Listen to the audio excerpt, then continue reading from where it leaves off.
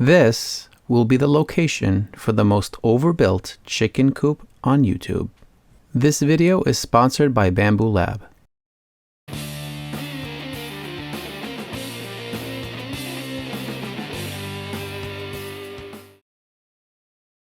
I have learned the hard way many times that usually the least enjoyable part of a project tends to be the most important, and if you rush it or you don't do it right, you end up with a domino effect of problems throughout the entire project. This is that part. I hate digging, but in order for this build to go smoothly, it needs to be built on a square, level base. I'm using pressure-treated 4x4s, which will serve as my base and will also elevate the coop so that it's not resting directly on the ground. To lock these beams into place, I am cutting half laps with my circular saw.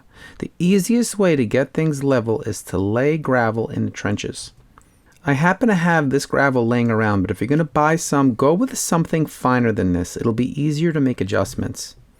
Once they are in position and everything is square and level, I'll set it temporarily with a screw. Now I'm drilling a hole all the way through so that I can hammer a piece of rebar into each corner. If you're thinking that this part stinks, you're right, it does, but trust me when I tell you, it is totally worth taking your time and getting through this part the right way, because the rest of the project is going to go a lot smoother. Now I have a solid, square, and level base to work off of. My plan of attack here is to build all the walls and trusses and windows and doors, basically as much as possible in my shop before I assemble the coop itself. I want this to be almost like I bought a prefabricated kit. This keeps me working mostly on a table and out of the hot sun. You're also going to see me use a lot of exterior grade pocket hole screws. Now trust me on this, I know a lot of you don't like this. This is going to be just fine for what we're doing here. The first part of the building process is going to be to make all the windows and doors. This is going to allow you to build the walls and check for proper spacing so that way you know that all of these will fit when it's assembled. I cut all of my parts at a construction grade 2x8s. Wider boards tend to have fewer knots and defects, so you're going to get a better piece of material to work with. If you want to build this, I do have plans available on my website, and I may also eventually upload plans for different size coops. The links will be below in the description.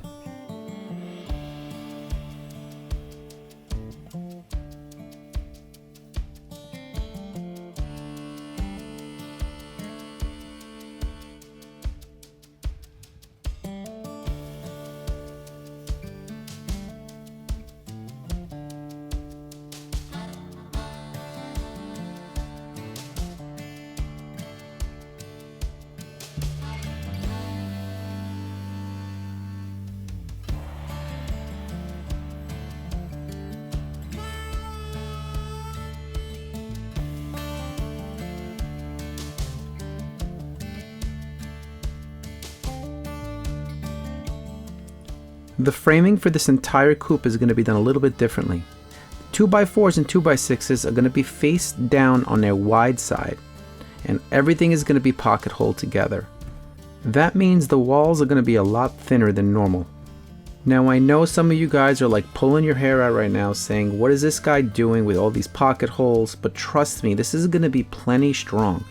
And also remember, the tenants, they only weigh about 6 pounds, so I don't think they're going to mind all that much. Now remember, when you are setting the positioning for the windows and doors, make sure that you allow for some additional spacing so that way they open and close freely.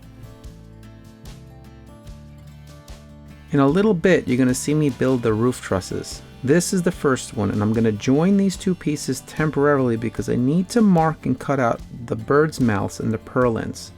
This is the support for the ridge of the roof truss. This is supposed to distribute the weight and support the rafters on the supporting walls. A bird's mouth is the little triangular cutout that allows the rafter to sit flush on the top edge of the supporting wall. Center the truss so that the overhang is equal on both sides. Now, essentially what we're going to do is cut out a little notch on each end so that the truss can slide 1.5 inches down and rest flush on each corner of the wall. To measure the cutout, set a 2x4 like I am here and trace the edge. Do this on both sides and cut it out with a jigsaw or handsaw. If all goes well, it will slide in perfectly on both sides. Purlins are strips of wood that run perpendicular to the rafters. This will allow me to fasten my metal roofing later on. Each rafter will have 3 cutouts to accept 3 purlins. I took apart the truss and I'm going to use those measurements as my template for all the other trusses. I'm going to show you 2 different methods for getting this done. The first requires using a circular saw. Set up a straight edge, adjust the depth on your blade to 1.5 inches and make the repeated cuts until you're able to chip away the remaining pieces. If you're going to use this method, the most important thing here is to make sure none of these beams move while you're doing this, so clamp everything down firmly. Another way to get this done is to go on your table saw and use a dado stack. Both methods have advantages and disadvantages, but I do think the table saw was a bit faster.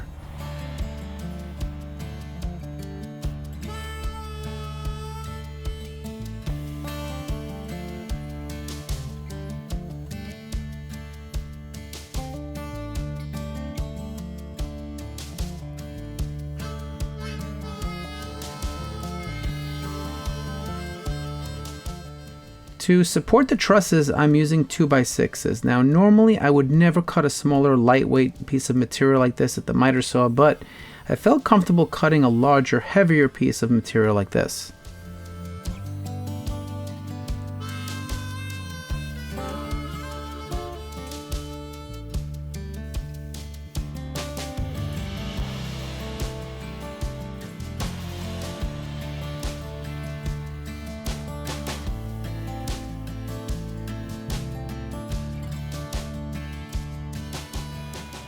This is one of the side walls, and it was a lot easier to assemble since it easily fit on my table.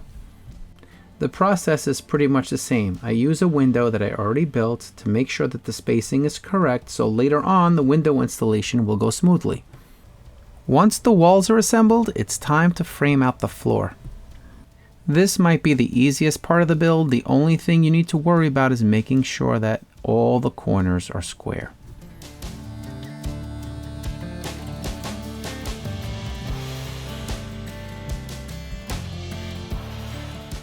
Since this coop is completely enclosed, I'm going to need to frame out 3 exterior walls that will later on be closed up with hardware cloth. Now, if I could offer up any advice, I would say paint everything before you start putting the coop together. I didn't do that completely, but if I could go back, I would have done all of my painting before anything else. My biggest battle in building this project was not having enough space to store all the assembled pieces. I would have assembled the rafters on the front and rear facing walls earlier, but then I wouldn't have been able to store them in my shop. So here I'm finishing the construction of the front and rear walls of the coop.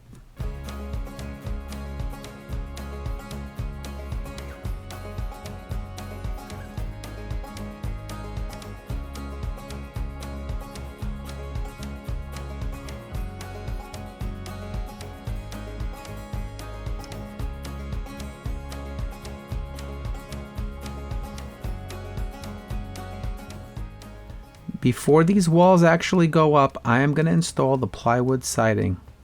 Don't throw away any of the larger cutoffs because you're going to be using them later on in the project.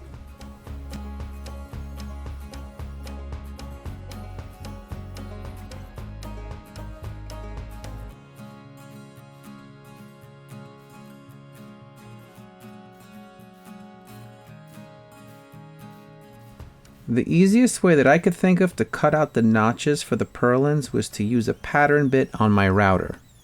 Now I know that this is going to burn out my bit, but I'd say the time saved is definitely worth the sacrifice.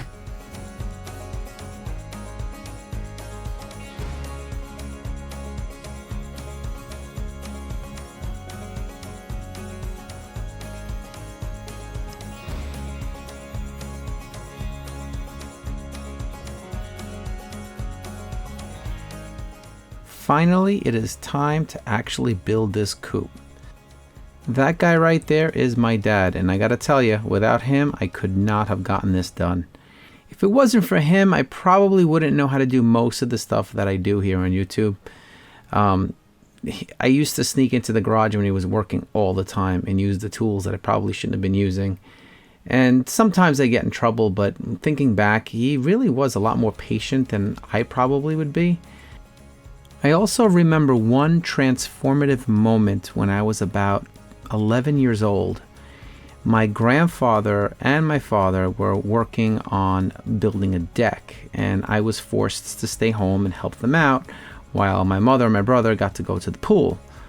And I hated that, but that day, that exposure to real construction kind of changed me. And I do remember there was a moment where we were eating dinner inside, and I had finished early, and I ran out there and I started hammering deck boards in by myself. And by the time they realized that I was doing that, I had already installed one, and they came out and saw that it was done perfectly, spaced out perfectly, hammered in perfectly. And I think that moment I kind of knew that I really enjoyed doing this kind of stuff. All right, so back to this project. This actually really is one of the most enjoyable parts, because for weeks and weeks and weeks, I'm building things in the garage, and now within a few hours, there's a coop here, out of nowhere. It just all comes together. So there's a lot of progress here, which kind of makes you feel like you got something done.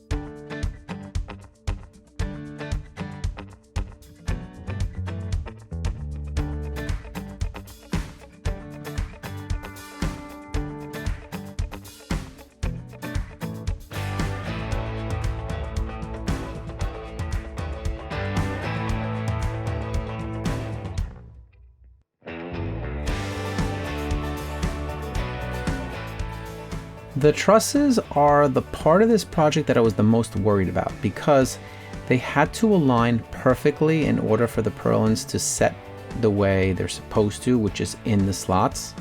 But I had built these a while ago and they were sitting around, and as you know, wood will twist and bow and take different shape over time. So I was just hoping that everything was still straight enough to get everything to fit the way it's supposed to. Luckily, it actually did work out. With a little bit of a hammering here and a little twist there, I got everything to fit the way I hoped it would.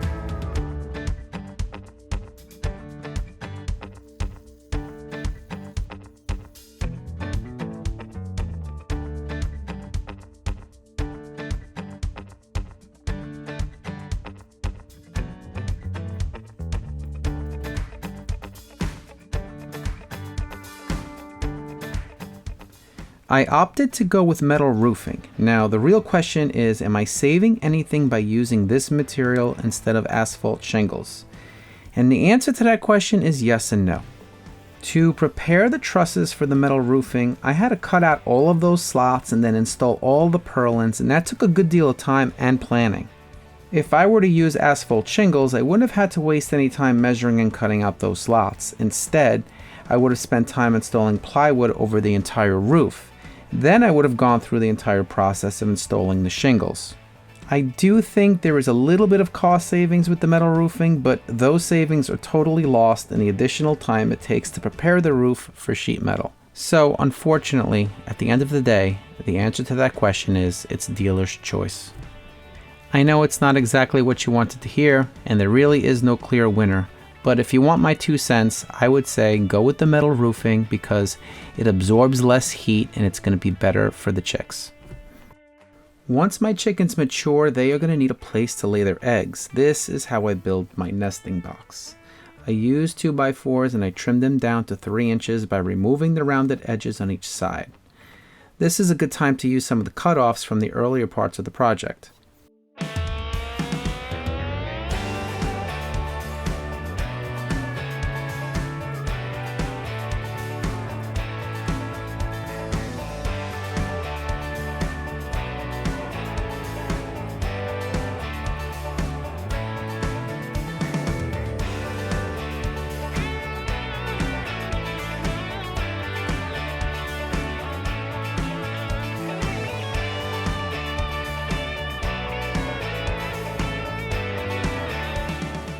Now for the finer details of this coop. In preparation for the windows, I'm installing the frames, and after that, it is time to install all of the trim. For that, I'm using 1/2 inch PVC. I found 4x8 sheets of this at my big box store for about $100. Believe it or not, that happens to be a much better price than just buying strips of wood. The added benefit is that it doesn't need to be painted and it will never rot, so I think this is a no-brainer.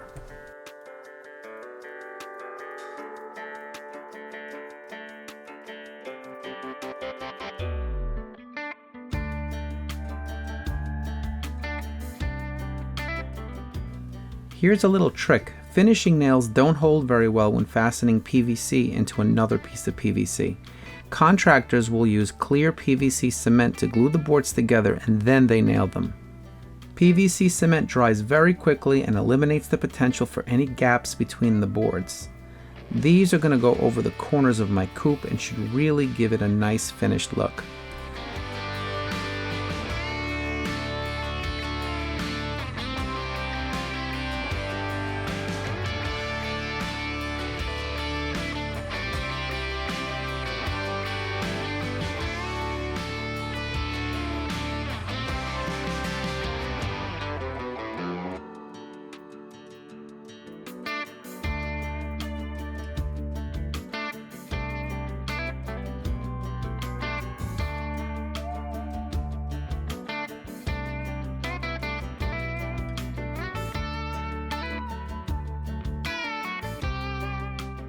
I'm using acrylic for the windows. You can cut this with your miter saw or table saw, but make sure you use a very sharp blade.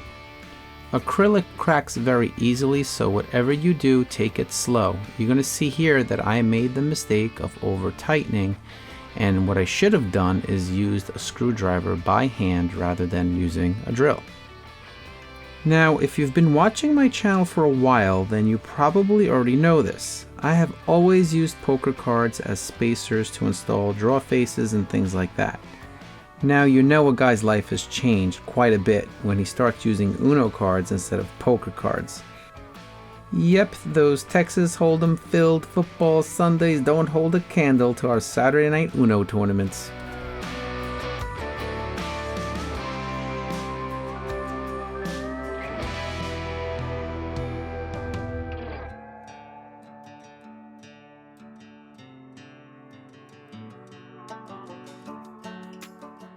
I was really loving how these windows were looking, except at this very moment I realized that I couldn't open the window.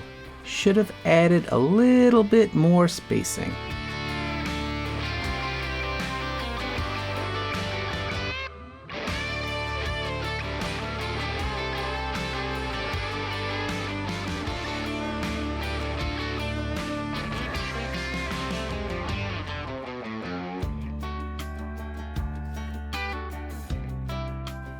By the way, if you haven't noticed, there is a lot of hardware on this coop, and installing all of it is very tedious. My advice is you can save some money on the smaller hardware, like the small hinges for the windows, but for the bigger doors, the bigger hinges, I would definitely buy quality, because there's going to be a lot of weight on it, and you don't want it shifting on you later on and then things don't open and close properly.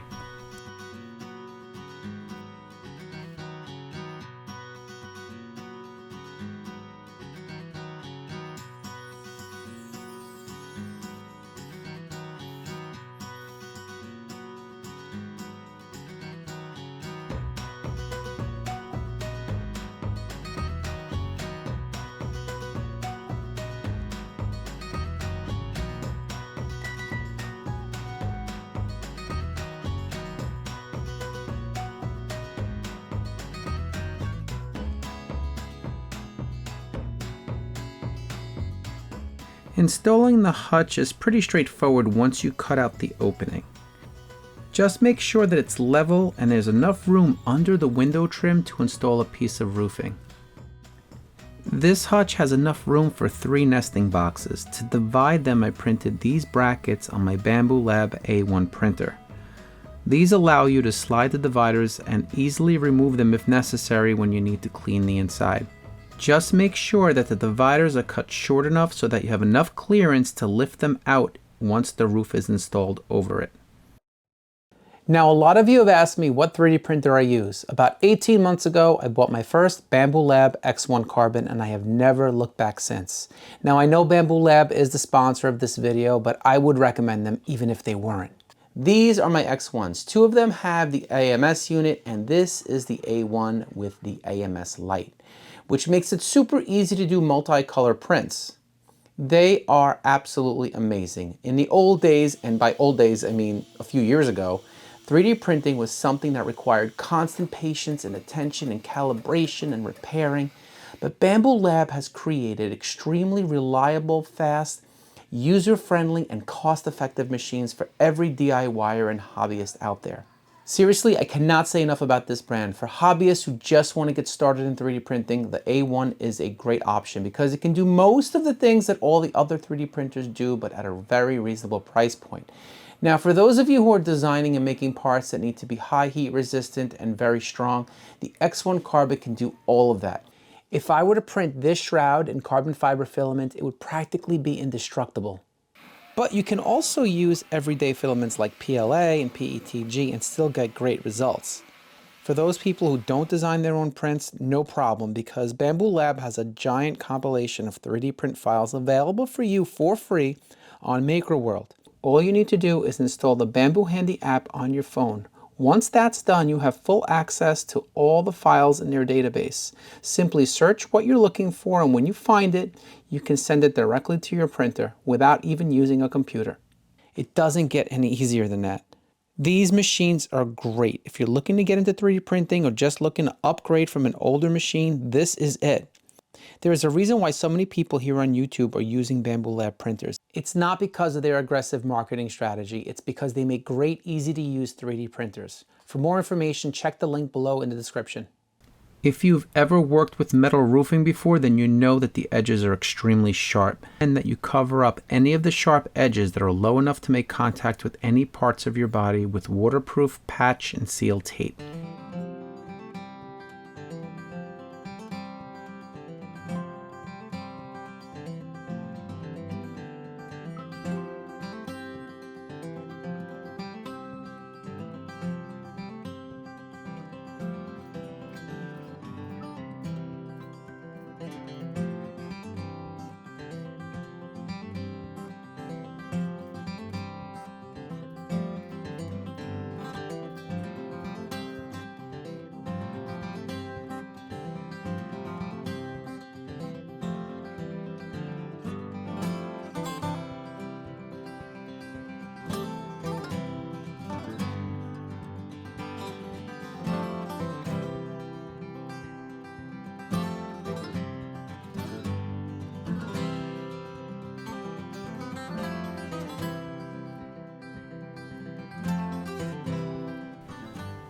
To screen in the run, I am using PVC coated hardware cloth, and I would recommend you do the same. It's going to look a lot nicer and it's going to last a lot longer. For installation, you will need some tin snips and a stapler. Now, I am new to keeping chickens, so if any of you have advice, please do leave that advice in the comments because I'm going to need it. I am going to go with a deep litter system. I've seen a lot of people here on YouTube recommend that, so hopefully that works out for me. And as a result, I am going to cover the bottom of this flooring with linoleum. I think linoleum is going to be easier to clean when I do clean it out from time to time. And if my wife should happen to throw me out of the house, at least I know I won't be sleeping on a hard, cold piece of plywood.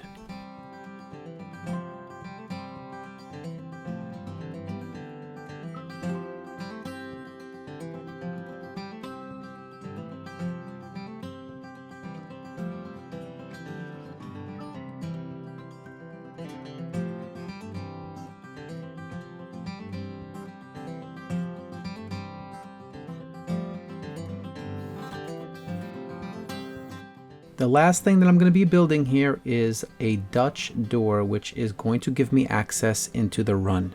This is pretty straightforward, but the most critical part is making sure you take accurate measurements to allow enough of a gap so that the door can open and close freely. This piece that I'm standing here is the ledge to the bottom half of the door. If you have a sander like this or other models like Wen or Bauer, I sell these shrouds that work really well in eliminating most of the dust. If you want to check them out, I will link them below in the description.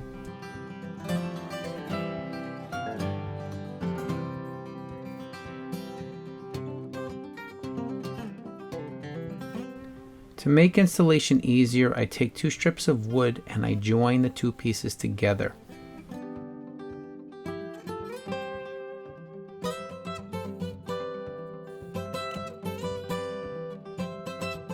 I purposely cut my door short so that way it clears the rafters, and I fill in the space with this strip of wood. I'm using this spring-loaded latch pin to attach the upper half of the door to the lower half. I also encourage you to add a gate spring like I am here. This will ensure that the door slams shut on its own.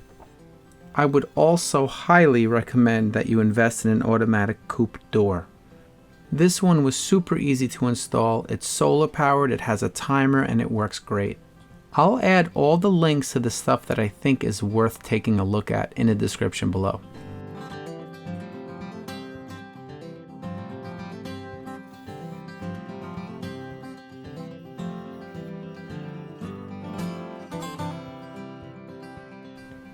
For the roosting bars, I decided to wrap them in 1/4-inch hemp rope. Now, back in the day, I used to build fishing rods, and the way I would do that is by spinning the rods and using thread to hold all the guides into position.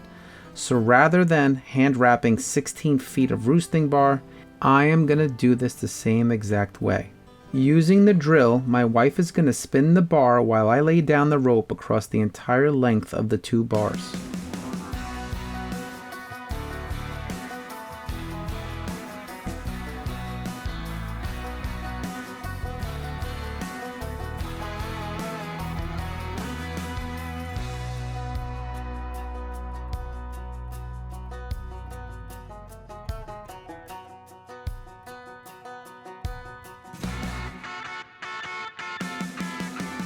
To hang these bars, I 3D printed these holders.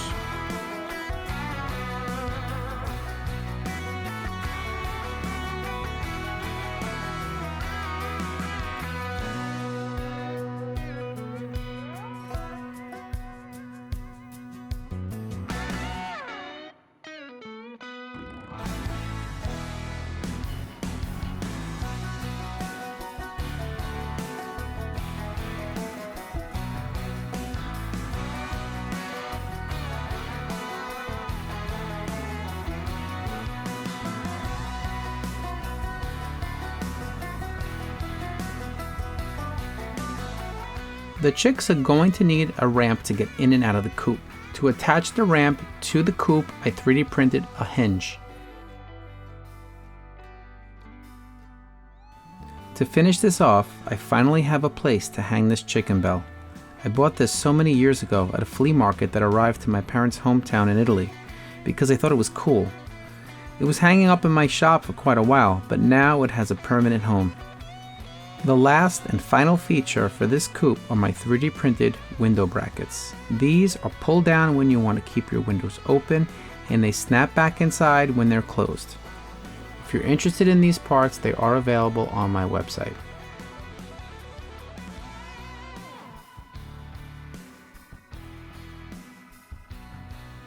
I am new to raising chickens, so if you have some advice, please leave it in the comments. It will be very helpful. I would also like to take a moment and share something really special with all of you. As I am saying this right now, I looked at my phone and I saw that I eclipsed the 100,000 subscriber mark here on YouTube. I want to thank all of you who have followed me on this journey, and those of you who are new, for really making this possible. I never thought that this would go on as long as it has and would be as welcomed by so many people. So thank you so much, because you fuel my desire to keep doing what I'm doing here. With that being said, I hope you enjoyed this video as much as I enjoyed building it. Thanks again for watching, and I will see you again on the next build.